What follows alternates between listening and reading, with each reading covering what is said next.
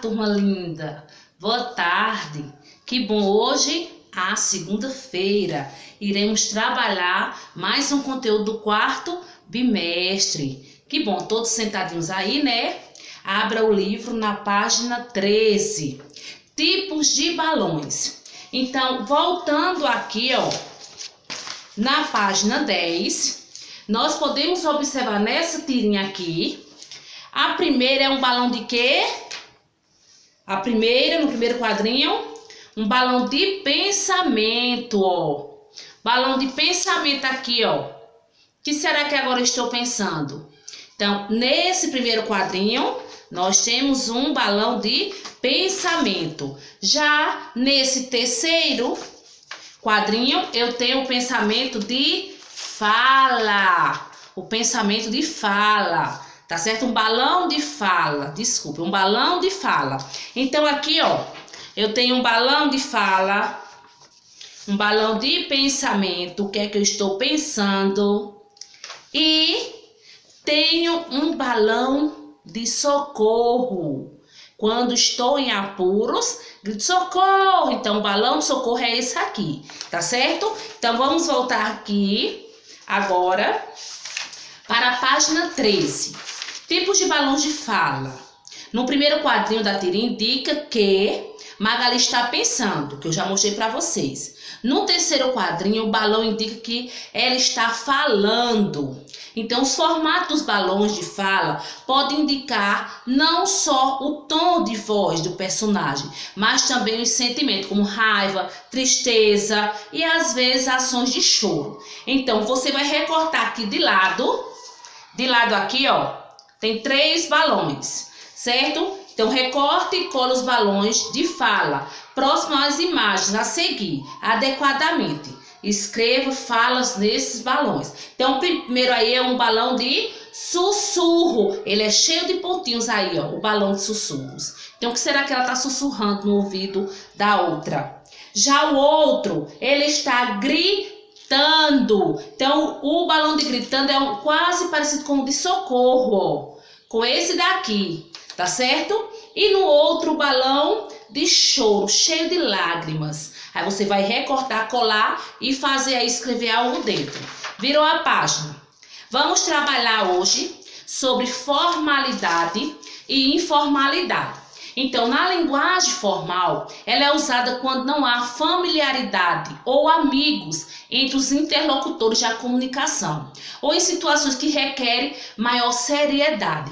Quando você vai falar com alguém, você vai ter que saber se expressar melhor do que na linguagem formal, que é alguém que está no nosso dia a dia mais próximo. Então, eu quero dar exemplos de uma informalidade, uma frase informal. Quando eu digo, a gente vai para o cinema hoje, essa é uma frase informal. Agora, se fosse na formalidade, aí eu colocaria assim: nós iríamos para o cinema hoje.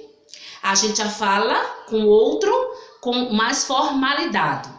Estou muito ocupada hoje. Então, essa frase sou o quê? Formalidade ou informalidade? Informalidade. Mas se fosse formalidade, estou muito ocupada hoje. Tá certo? Então, existe aí a diferença entre formalidade e informalidade.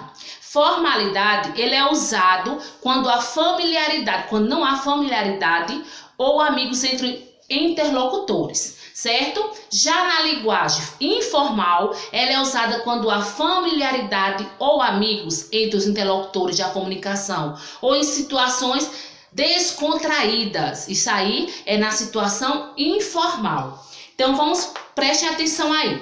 Releia o último quadrinho da tirinha de Magali, observando as falas dos personagens. Aí tem aí, pra você, mãe, que amor! Os balões mostram a conversa entre as personagens. Qual é a ordem da leitura dessas falas? Ou seja, quem fala primeiro? Vocês estão vendo quem fala primeiro é Magali. E numa tirinha, quando o balão, certo? A fala, o balãozinho, ele vem mais acima, a gente lê ele primeiro e depois a gente lê o outro que está mais abaixo. Situações formal é aquela que exige o tratamento cerimonioso, em razão do distanciamento das pessoas. Já a situação informal, ela é descontraída, revela a proximidade das pessoas. Levando isso em conta, é possível dizer que nesse diálogo entre a mãe e a filha, a situação é formal ou informal? Ela é informal. Porque para você, mãe, se fosse formal, para você, mamãe, para você, mãe, tá certo? Releia a fala da Magali. Pra é uma redução de qual palavra? Aí você vai dizer aí. O uso de pra é uma maneira de representar na escrita a forma como essa palavra é pronunciada, ou aproveita melhor o espaço do balão, que é pequeno. Textos escritos podem ser mais ou menos formais.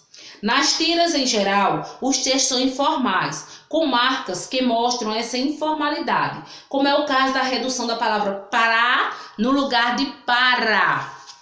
Então, viram aí, em situações de formalidade, qual seria o diálogo entre quem entrega as flores de uma pessoa a uma pessoa com a qual não tem familiaridade. Então, aqui é na forma formal. Aí você vai colocar, aceite estas flores em agradecimento às suas boas ações. Aí a outra pessoa pode ser na linguagem formal. Aí a outra pessoa pode, agradeço, muito obrigada pelas flores. Então, reúna-se com um colega, aí pode ser você e a mamãe. Observe a cena a seguir e faça o que se pede. Descreva a cena para o colega e ouça a descrição feita por ele. Discutam e anote a conclusão. Essa é uma situação formal ou informal. Aí você vai criar um diálogo para esta cena. Vocês estão vendo aí, né? Eu quero uma linguagem informal. Linguagem nossa do dia a dia. Então, eu vou supor uma. Eu poderia botar assim. Maria, como tá seu sorvete? Aí ela vai botar, muito bom, adorei. Ó, como tá? É informal. Agora, como está? É forma formal. Lê o diálogo para a turma e o professor. Situações formais de comunicação exigem linguagem formal. Situações informais, por sua vez, exigem linguagens informais. Virou aí a página, na página 16, contação de história. Você vai ler uma tirinha e recontá-lo a um colega. Pode ser em casa mesmo, tá certo? Ou então, se entrar no privado de um coleguinha da turma, também dá certo. Pesquise uma tirinha em gibis ou sites oficiais de cartunistas. Recorte ou tire cópia e cola um espaço a seguir. Quem não conseguir tirar cópia pode fazer o desenho dela, tá certo? Descreva o que acontece em cada quadrinho, especialmente o tempo e o espaço que ocorre as ações do personagem. Isso pode ser feito no caderno de português. Conte para um colega a história lida e ouça a história a ser lida por ele. Use tom de voz adequado, não fale muito alto, você está perto do colega, não fale baixo demais, pois pode prejudicar a escuta. Não exagere no gestual, os gestos devem enfatizar as ações que você está narrando. E depois vai fazer a avaliaçãozinha aí embaixo, responder se foi assim ou se foi assim. A tirinha ela está no material de apoio. Você vai completar essa tirinha de 3 quadrinhos. Seu texto ficará exposto no mural. No momento a gente sabe que não vai poder estar exposto, mas pode colocar essa tirinha no caderno de português, tá certo? No material de apoio, destaque a folha e observe os quadrinhos ali presentes. Leia os quadrinhos e elabore uma hipótese. O que vai acontecer em seguida? Que ações da Mônica e ou do Ratinho surpreenderiam o leitor? Você vai concluir aqui, ó, esse terceiro quadrinho. Faça o final da história. A lápis, elabore os desenhos no último quadrinho e, se necessário, acrescente balão de fala para o personagem. Aí vai responder aí a avaliaçãozinha. Não esquecendo de colorir, de usar canetinha preta nas palavras ou no formato do balão. A criatividade vocês irão fazer aqui agora. Tá certo, pessoal? Então, nossa aula de português ficará por aqui. Tchau e até amanhã com aula de matemática.